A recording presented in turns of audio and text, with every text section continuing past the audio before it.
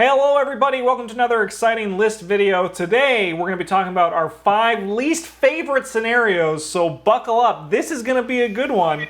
If you're here and you like these list videos, why don't you punch that like button right in the face. It helps the channel out and it lets us complain and rave about cards we like more.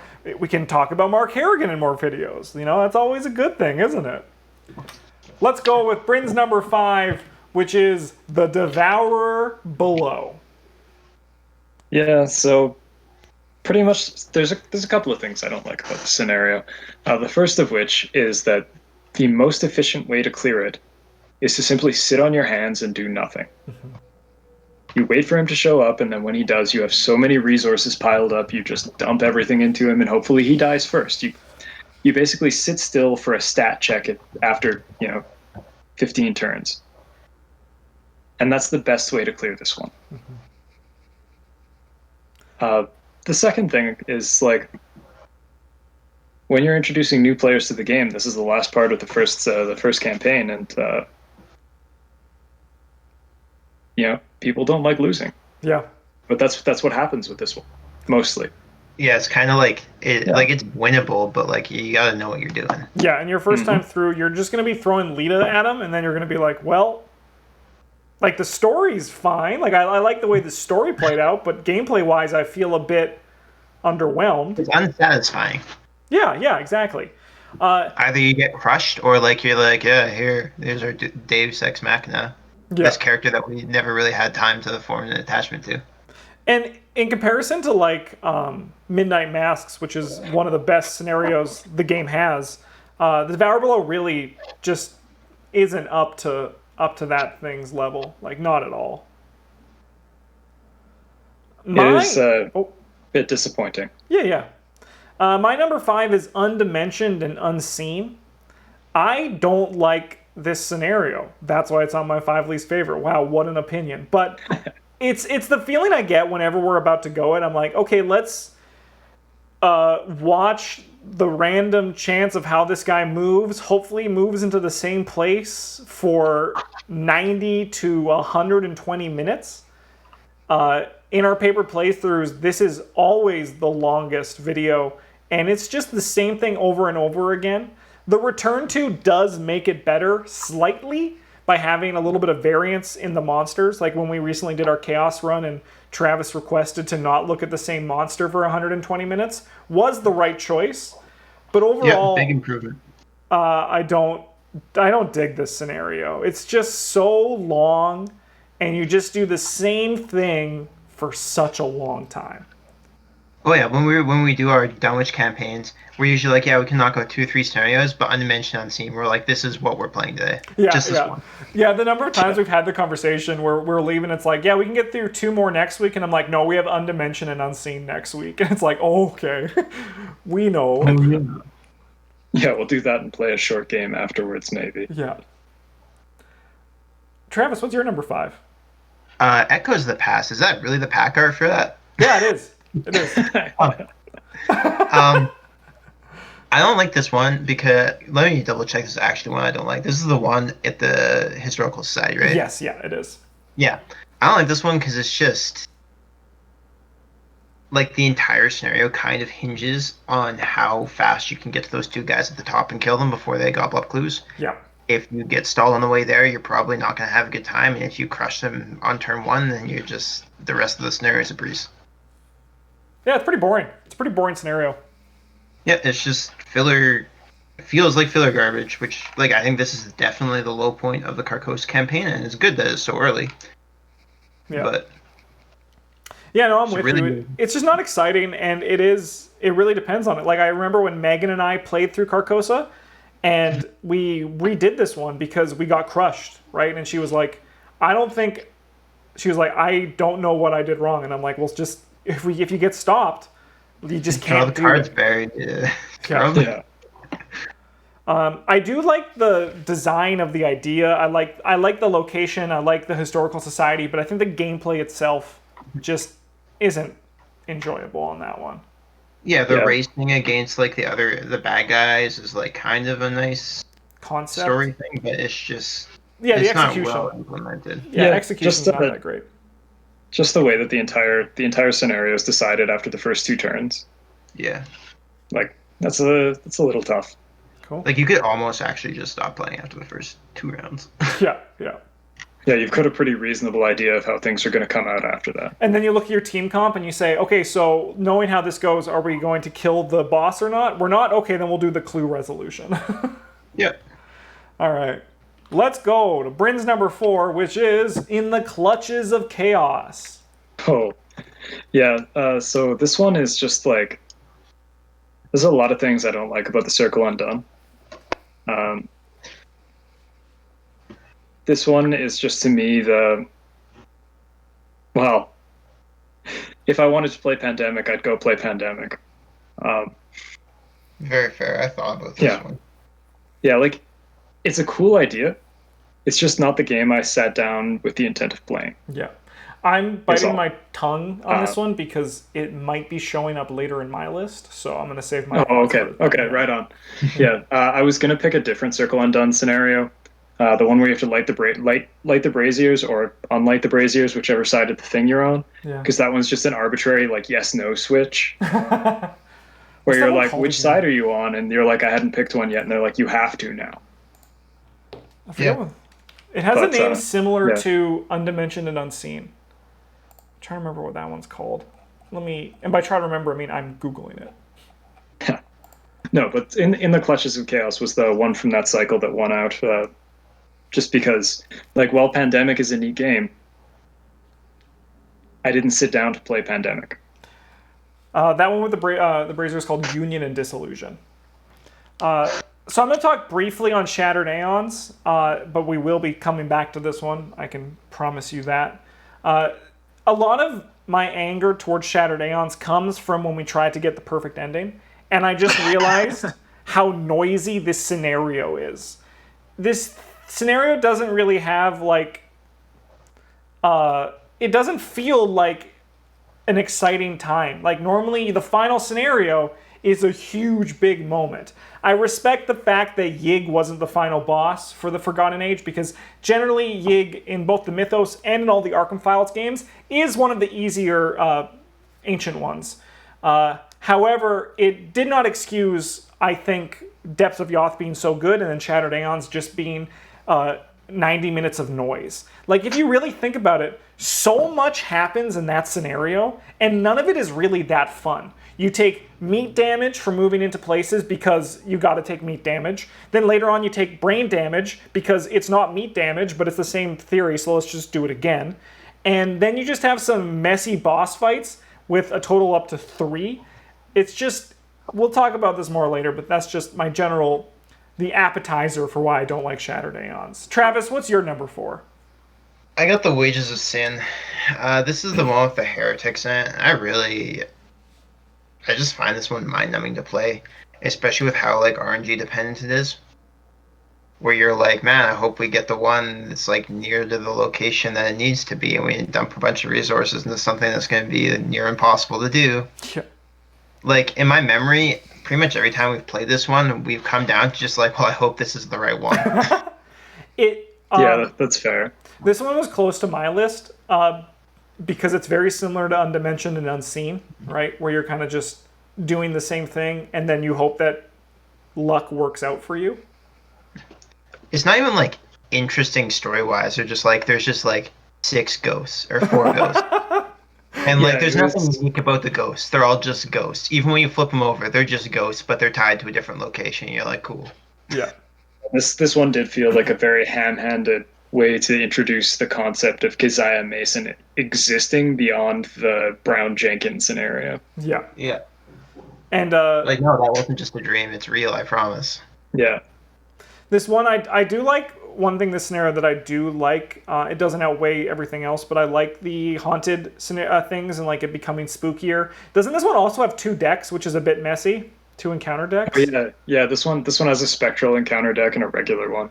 Yeah, I don't like that part that much. It like switches. It's like a cool idea. Yeah, it's just fiddly. Yeah. Yeah. Yeah, it does make a lot of the cards in the deck also just trivially easy, where they're like, you need to see 3 of these for there to be a problem, and you're like, cool, we're gonna draw from the other deck now. Yeah.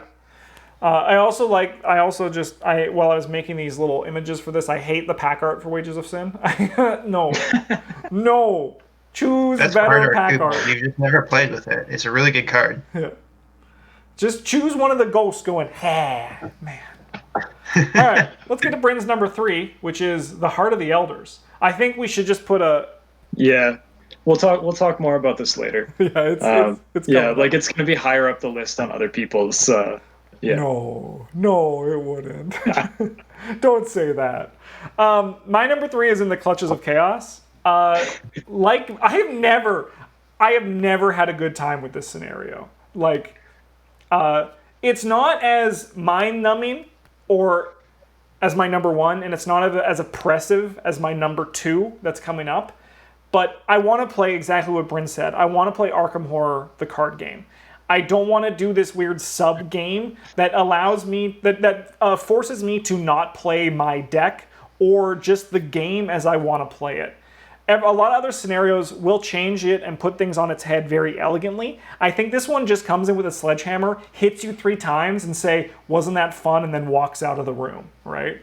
Like, it's like if you look at our playthroughs of this scenario, we always do awful because it's not what the game is, right? And you can't really keep up because you have to do the other things, but there's this weird other game that's just really messy that you have to play with it, and it's just not a good time.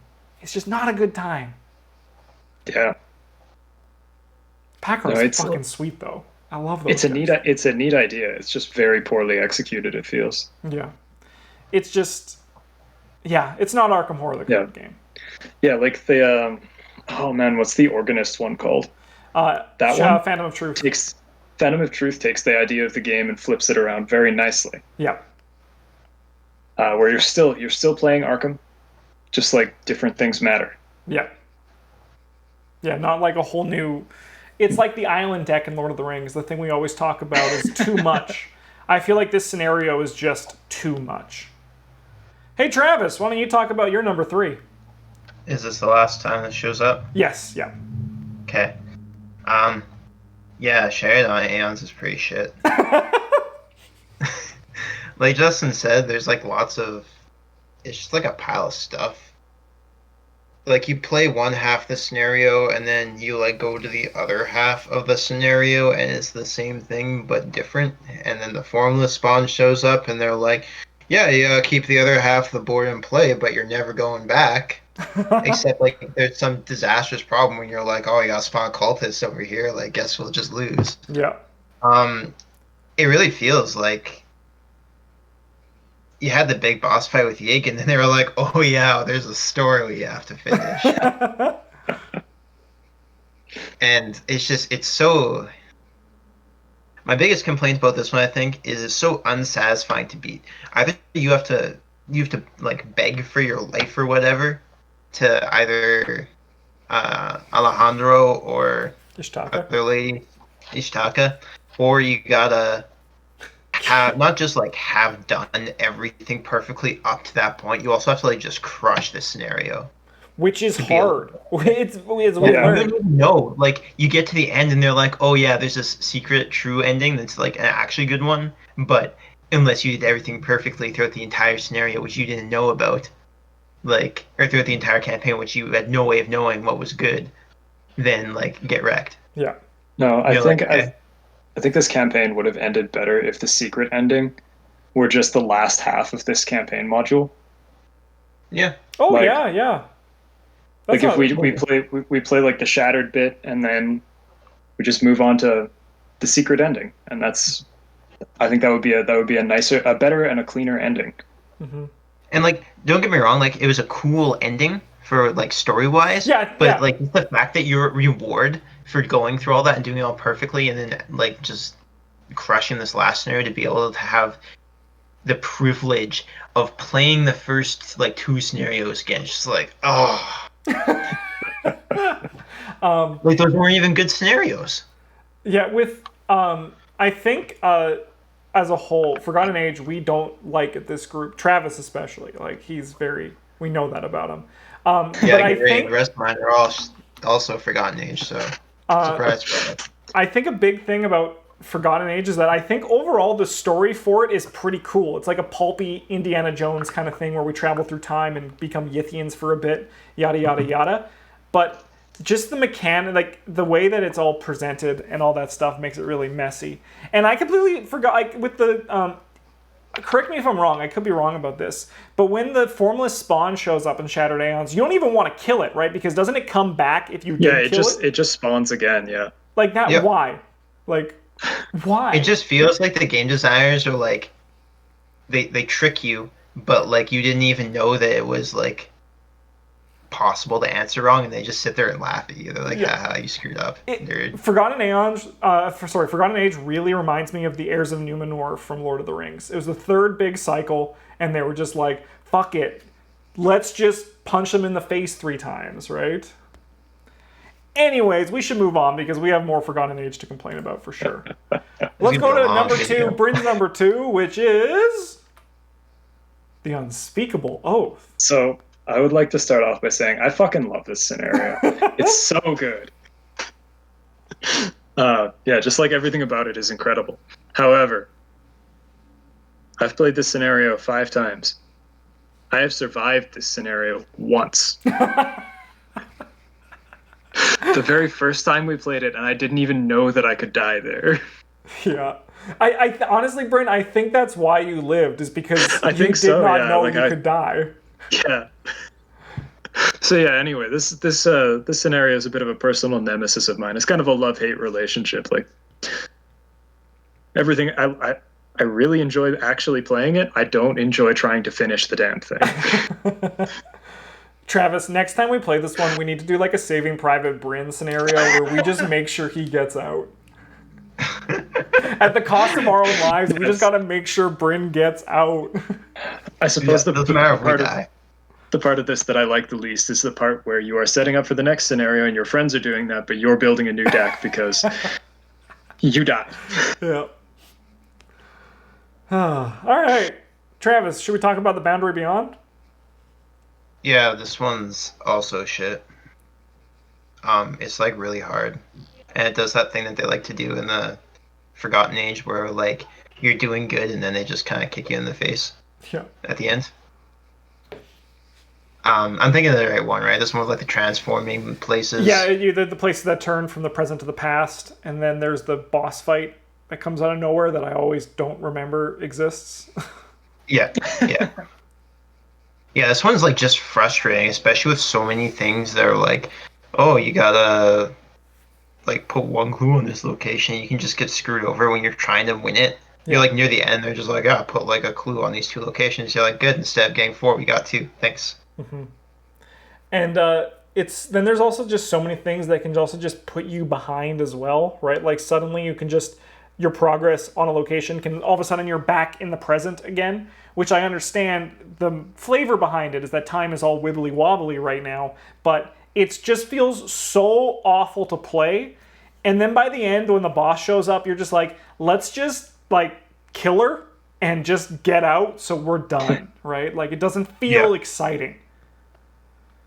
When it shows up, it's like, really? We have to do this now too when we just got our junk pushed in by everything else? Yeah, especially when you think you're doing good and then like 2 people die and you like dump all their clues on their locations. You're like, oh, good. I think it really provides a nice setup for the next scenario. It does. It actually leads in very well to that. Other thing, as I was saying, this one is here mostly because of just how oppressive it is. It's not fun to play. Boundary Beyond is not a fun scenario to play. Where I like difficulty in this game. Obviously, we all do. Otherwise, we wouldn't play it, right? But this one just it's low blows. It's not fun to fight, which is a shame. Anyway, let's get to our number 1, starting with Bryn because he's a little bit different, and that's okay. Bryn. All right, so you've probably heard us complain about where Doom awaits before. It's not a great scenario. The deck is like 70 cards big or something like that. It's big. And so sometimes you're playing it and you randomly just get, like Superman punched into the sun because you drew 3 of the same card and they all work really well together. And sometimes the scenario doesn't even fucking do anything because you just drew things from all sorts of different all sorts of different Encounter sets. encounter sets. Yeah, that's the word I'm looking for. There's been times when we played Where Doom Awaits and we won on the first agenda, Yeah, and we were like, did we cheat? Did we cheat? Yeah, No, did I we do just- something wrong? Yeah. this one I just find like there's so much setup with it, and then actually playing it is, who knows what's gonna happen. Mhm. You're pretty much just either bodied by the RNG or the game doesn't do anything, Also, and it's, you don't really get a say in how that plays out. and also, we recently just played this, so it's very fresh in my mind. It's mind-numbingly boring. Yeah, it's yeah. just there's nothing cool about it really. Like Yeah, even it when you gets get better to the as top- your top, turn 2 set, but not much. yeah, and even when you get to the top of the hill, there's just a dude. And Yeah. sometimes he trips and falls into the portal, and that's funny. But otherwise, there's not much. You go through all of this work, and then you get to the end, and they're like, "Do you want to punch a hick to death?" And you're like, "Not really, but I guess that's what we're here for." So Yeah. fucking I guess okay. that's what I signed up for. Then let's go. I got my brass knucks ready. Let's punch this guy. Yeah, right. Like, good. All right. The number one for Travis and I is, and Bryn's number 3. He gets to talk about it now. We have The Heart of the Elders. This one's extra shit Yeah. because you have to play it like 5 times Yeah. sometimes. Depending on how well you did in the Devourer Below or Boundary Beyond, which we just said was like super frustrating and hard to get. I think the best we've done going into Heart of the Elders is had one of them set. I think that's the best we've done. Yeah. I think on the green run we had like 2 of them. On the green run is the only one where we only had to play part 1 once. And I remember Yeah. the comments were like, Yeah. wow, you guys only played it once? That's incredible. Yeah, that was a little weird. For me, this scenario and the first time we played it, I could be blinded by the time and just forgetting things, but I remember, and I'm sure it's in the video, I could go back and watch, but just being in absolute disbelief when Travis said while reading through, reset and do it again. And I was like, what do you mean, do it again? And then it happened again. To the point when we were playing and we were just like, let's get one clue and then resign so we can just reset it again. And then a stupid snake shows up that flies through the air. Yeah, man, like if you had told me that there was a scenario where like you had to hunt through the jungle to try and find this the opening to this cave where you're gonna go down to the depths of Yoth while being hunted by a sick ass flying like Quetzalcoatl snake, I would have been like, man, there's no way that scenario could not be fun, and here we are. Yep. And a big thing is because it's basically just a copy paste of the first scenario, and then the second half is a copy paste of the second scenario. And you have to reset the exploration deck every fucking time. Oh, that God, dang exploration yeah. deck. But No, Travis, that's, right, you describing that to me right now sounds like a really sweet scenario. The one line for that is awesome. It's just, I wish They made it bad somehow. I really wish it just, instead of having this weird thing where you needed to do it 6 times or however many to get the 6 things lit, you were just punished for having less lit, right? Like, or less made, right? Like, that's, why not, right? Just make it like the snake eats one of you or some shit. I don't know. Yeah, or like, You spend so long trying to figure out the combination, the snake has to eat one of you. so we choose What if the Bryn, snake- right? If the snake got to eat Alejandro, this would be my favorite scenario Yeah. Oh, of that'd be all good. time. Yeah, no, that would be. Or like maybe the snake's like super hard to kill or something like that, and he doesn't hunt normally. You get to like run through the jungle, and you have to make some sort of test to like hide in the trees, or the snake figures out where you are. Yeah. But instead, no, he just sits his ass at the starting spot, and he's just like, I might attack you. I am glad that we are getting better, and we can probably do this in 2 playthroughs, but it's really still 2 playthroughs too many of Heart of the Elders. Like, Yeah, like I can't imagine playing with new players and being like, yeah, we get to play scenario a 4th time. yeah. You thought we were gonna make progress in our campaign today? No. Megan and I still haven't done our Forgotten Age one, and I'm like, just like sitting there, I'm like, I should organize it when this pandemic's done, but at the same time, it's like, oh god.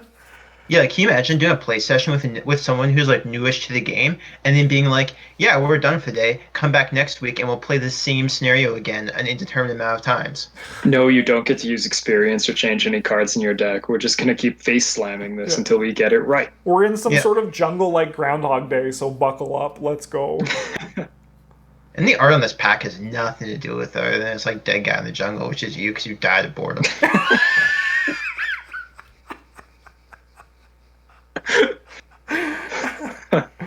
Rest in peace, us. Anyway. Covered in snakes, just awful. Anyway, those are our 5 least favorite scenarios. I honestly don't. I've really been enjoying the new cycle. I think the new cycle is pretty good. I can't think of any that I didn't like so far from our initial playthroughs. But the only thing I don't like. Go ahead. Sorry, go. The only thing I don't like about the new cycle is needing to have 2 decks put together at the same time. But I do think Travis was right when he said this, that when we play it in succession, it'll be a lot less bad, right? Yeah. Because we can just pound it out in like a month or whatever instead of having it dragged out over. It's been like 10. And Travis, what were you going to say? People don't like. I've heard people aren't a big fan of the Nerlethro tip ultimate scenario. Dang. Like not so much. They say it's a really good like multiplayer experience, but it's like incredible. It does not scale well with character or scale down with player numbers at all. So I think we might have some complaints about that. Right. But people who played it in multiplayer groups seem to enjoy it quite a bit. So I guess the Dark Side of the Moon one with that weird alert thing I didn't really enjoy too much, but the alarm. I like that one a lot. I thought it was really fun, running all over the moon. I think the flavor of it, though, the flavor I of really it is so enjoy how good. that one was a classic Arkham Files moment for us, where we were like, alert, how bad could it be? And then we got to the end and the game was like, you can't win with 3 or higher. And we were like, fuck, I have 7. Looking at our 8 alert and we're like, uh-oh.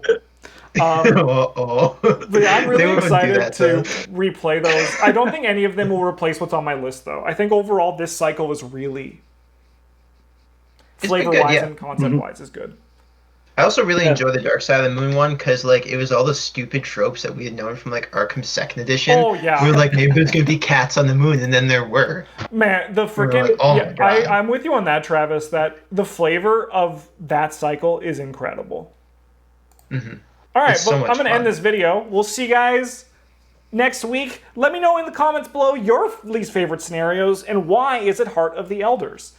See you guys then.